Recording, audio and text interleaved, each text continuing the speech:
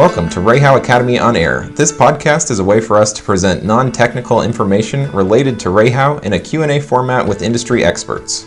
I'm Max Rohr, the REHAU Academy Manager for North America. Today our guest is Ashlei Cooper of TMB Publishing. She joined the group as an assistant editor and social media coordinator in 2013. She's now the editorial director of PHC News and Plumbing Engineer magazines. I also write a column for PHC News and Plumbing Engineer, so Ashlei is one of my many bosses, so hopefully this podcast goes well. Welcome, Ashlei. Thanks, Max. So you and the TMB group have done a great job of providing both print and digital content. I wanted to ask you a few questions about industry education in general. So where are some of your favorite places to learn more about our industry? For me, it's definitely expos and summits. I really like walking the expo floors of HR, PHCC, ASPE-ish, and almost getting that feeling of being overwhelmed with new products and technology. And I know that most times those products and technology aren't even on the market yet, but it really helps me to put a face, so to speak, to the trends and developments that I've been hearing about, that have been forecasted throughout the year. I often compare expos to a candy store, with me being the journalist that's like a kid in a candy store. You get to see everyone from high execs to salespeople to tradespeople in one room talking about what's important, talking about changes. And I should clarify that when I say expos and summits, I mean the actual expo floor, not necessarily educational sessions or ceremonies, because for me as a journalist, I've probably already heard tidbits or previews or spoken to the people that are leading those. And I did also mention summits, and I like those because they're a deep dive into a subject matter, and it's a great opportunity for me as a journalist, again, to be able to speak with thought leaders and coordinate interviews and contributed pieces for down the road. And I will say, without giving a spoiler, Unleashed is one of my favorite summits that I've attended because it really helps you step back and assess where you are in terms of business, in terms of finance, in terms of HR, in terms of so many things. It makes you really think about what innovation means to you, what being cutting edge means to you, and it gives you a scope of companies both within the manufacturing world but also outside of our world. So yeah, I'll leave it at that. Unleashed. Check it out. Okay. So what's a common mistake manufacturers make when, let's say, they're at a trade show and they're advertising a new product? I think this is not even just at trade shows. This is in print. This is online. Being too wordy in today's day and age kills the message. It's really important for companies and advertisers to understand that you have to consolidate what you're trying to say into what I like to call snackable content. And I say that because people are moving so fast, you're normally doing multiple things at a time thanks to mobile technology. And so you really have to get in there with something that's catchy and memorable, possibly a teaser that will cause the person to want to stay in touch with you.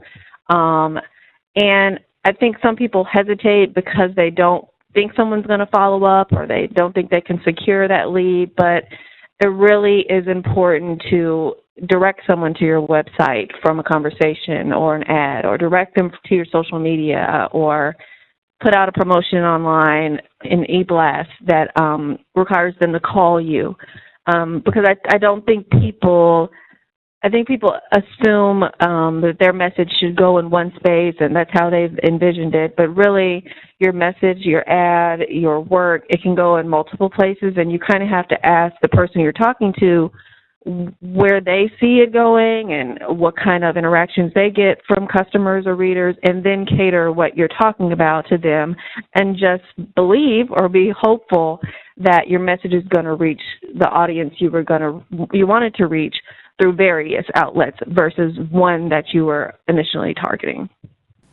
And I think that that's something, just being new to the manufacturer world, or back in the manufacturer world, that sometimes when we look at a new product, we almost want to just publish like the technical specs that we develop a product and we think that it has better properties because of specific attributes, but that doesn't market very well. You know, that very wordy, very technical document that contains probably all the relevant engineering information, it doesn't tweet well, or it doesn't make a good trade show Right. banner or something like that.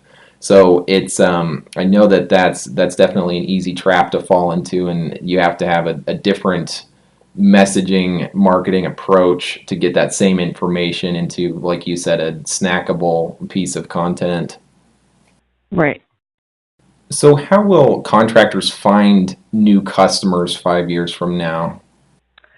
That's a tough question for me because I will be very candid in admitting that, I don't have a background in lead generation or recruiting or anything like that. But speaking on how TMB has had to recalibrate as a publishing company to try to attract readers and maintain loyalty, the word that comes to mind and what we've been doing is really targeting groups within our readership.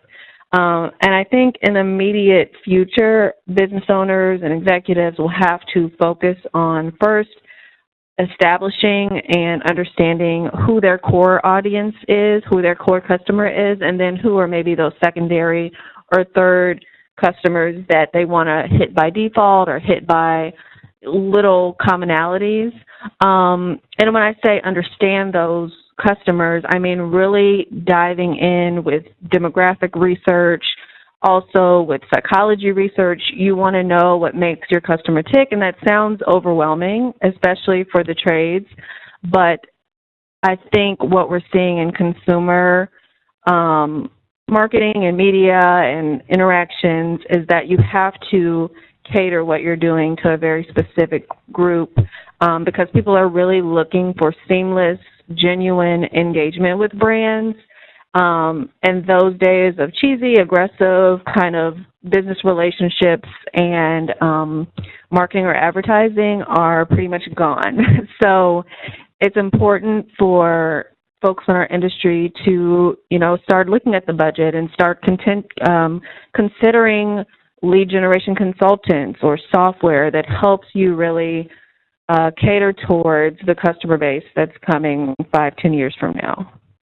And I think even on a low budget, if you're paying attention to what is the result of a specific, let's say it's a clean and check, a boiler clean and check call, and you propose the same things every time and see that, okay, well, this person did a clean and check and they were, statistically more likely to also want us to change their, forced air filters or something like that. I can't think of a great example, but just if you know that, it has been historically beneficial for us to also mention program X if they've signed up for program Y, or to put them on some sort of plan to start replacing equipment in 5 years. Give them a heads up. It's going to be easier to then convince them that that's something that they should buy when 5 years have passed. I feel like without getting, for some contractors, it may be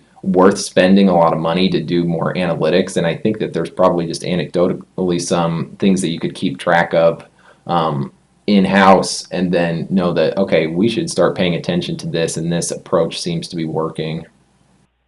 Yeah, and I know that intimidates a lot of people in our industry to be like, I was trained in this one skill, and this is something totally different from my background. But it really is valuable to invest in a person or invest in, your own kind of education about logging and, like you said, metrics and analytics, because you have to understand your core group. And that's just a focus thing at some point too, that if you have a salesperson in your company to say, okay, well, it has historically been more successful to do this, so we're going to put more effort into this, or maybe we need another person who's just doing this type of sales call. Instead of, if you found that testimonials are helpful on Facebook or something like that, that have somebody do more of that. Have somebody actively take time out of their work week to find a testimonial instead of just waiting for those to trickle in. Because I think that type of advertising, it's not something that you need to do by any stretch of the imagination, but I just feel like it's a really effective way to convince people that you know what you're doing and you're going to do it well in any part of our business. Right. So if you were a contractor, is a good Facebook page better than a good website to market your business? Um, this is such a huge misconception, and it's not even something that's specific to our industry. A lot of people ask that question or something similar, and I think what's important to understand is it's not about either or when it comes to digital marketing and media. It's about do a lot strategically. And we live in a world where people can learn and engage online in the exact way they want to. They can go where they want. They can only see certain things if they want. And what that means for business is that we need to figure out what people are looking for on all of the online platforms that exist. And I'm not saying that we literally join every platform or put our business on every platform, but I am saying we're going to have to see what's out there online and then actively poll customers and partners to see what they're doing online. I mean, literally sending out email surveys or offering print surveys on cited locations and asking questions like, which social media platform do you use most and why do you use it? Or do you view websites on a desktop or do you typically surf on a mobile device? And when you're there, how are you navigating the website? And then when you think of e-blasts and e-newsletters, you want to ask, which ones are they subscribing to and why are they subscribing? These questions, they really help a business to be strategic in where they are on every platform online. And I think it seems tedious, but it's really important because this next generation and this current generation of millennials, really, they have not known life without the web, and that is how they function. So I think it's important to know that online is probably your first impression for anyone who you're going to be working with for generations to come. And as we well know, first impressions are very important. So I joke that you should just assume that your search results on Google are your first impression.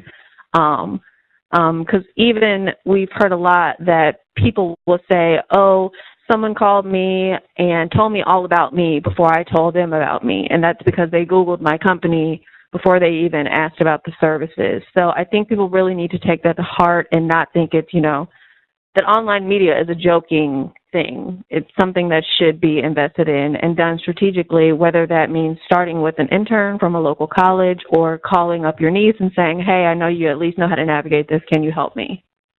Yeah, I think that's a good point. It doesn't have to be some new employee that you hire that does it full time, just to have a little bit of assistance, even if it's 10, 15 hours a week, is probably worth the investment. And then you get to, like you said, know your niece or nephew a little bit better too in the process. Right. Do you think that having a separate mobile website is a must anymore? Do you think that you need to have two parallel views of your website? I more so think people should be looking into responsive design. So it adjusts to the screen. Let's say you are on a desktop, but you minimize your screen. Sometimes when you do that, it goes immediately into mobile view, which makes things a lot more consolidated and dense, but you don't want that because you're actually still on your desktop. You just wanted to open another window while you were already looking at the website. So I think where we are now is past having just a mobile website and just a desktop website. You want your website to react to whatever kind of digital platform someone is viewing you on. And again, that's more investment with a IT person on deciding what that looks like at different dimensions, but it's really worth it considering just the state that we're in and how mainstream devices have become. I think about myself. I have a tablet, I have a phone, I have a laptop, I have a work desktop, and I might use my phone more than my tablet in a month. But those few times when I'm on the plane or I'm looking for a different experience, then I want to still know that I can have an enjoyable experience on the websites I'm going to. Yeah, and I think that the adaptive answer is a good one because the size of screens varies too. So even if today you configured everything to work with a standard iPad screen, that doesn't mean that the newest Samsung device or something else is going to have that same aspect ratio or whatever. So being able to Exactly. have the same information clearly presented on screens from the smallest phone to a full desktop, I think is important, so it doesn't you don't lose that information somewhere in the process. Right. And I think also people forget, and I've been in some situations where I think probably for REHAU as a company, you're making a presentation and you're on, like a LG TV or you're on a projector and you pull up your website and now things are less clear. They can't expand the window as fully to meet the full size of the screen. So you have to think about that kind of thing also. Sure. So my last question, who is your favorite mentor and why? So this question has always been tough for me because typically answered it with a handful of people who kind of have motivated my choices, passions, work, etc. But it's funny, I just started reading Lean In by the Facebook CEO Sheryl Sandberg, and she actually put my fears at ease because she talks about how mentorship doesn't have a strict guideline or rule book, and a lot of people actually put a lot of pressure on themselves to find this superwoman unicorn that doesn't necessarily exist. So for me, as of today, and I will say today because this list changes a lot, there are 4 people that I really look to as mentors. The first is a young woman who's very close to me in age. She's in her early 30s, and we know each other via this networking group that we're in. Quite often we're meeting at events for that group, or we just do happy hours to catch up. And I appreciate that we talk about goal setting and innovation and culture and just all around being a good, well-rounded person. And I appreciate our interaction because it's very much so bouncing ideas off of each other. And then I would say there's a family friend. He's in his 40s, and I talk to him a lot about career planning and family and legacy and religion. And he's done a lot in the world of education for a fairly young age. And I appreciate that go-get mentality and having someone to talk about that with, but someone who's also humble. And then finally, there's a woman executive of a large global retailer. She's in her 60s, and I've recently become really close with her, and we talk about, women in the workplace and business strategy and competition, but we also have great conversations about philanthropy and social justice. And her relationship has been so unique because while I do find myself doing a lot of listening and just soaking up information because she has so many decades of life to share, she's also really adamant about listening to me because she really wants to make sure she understands and is aware of millennial influence and influencers.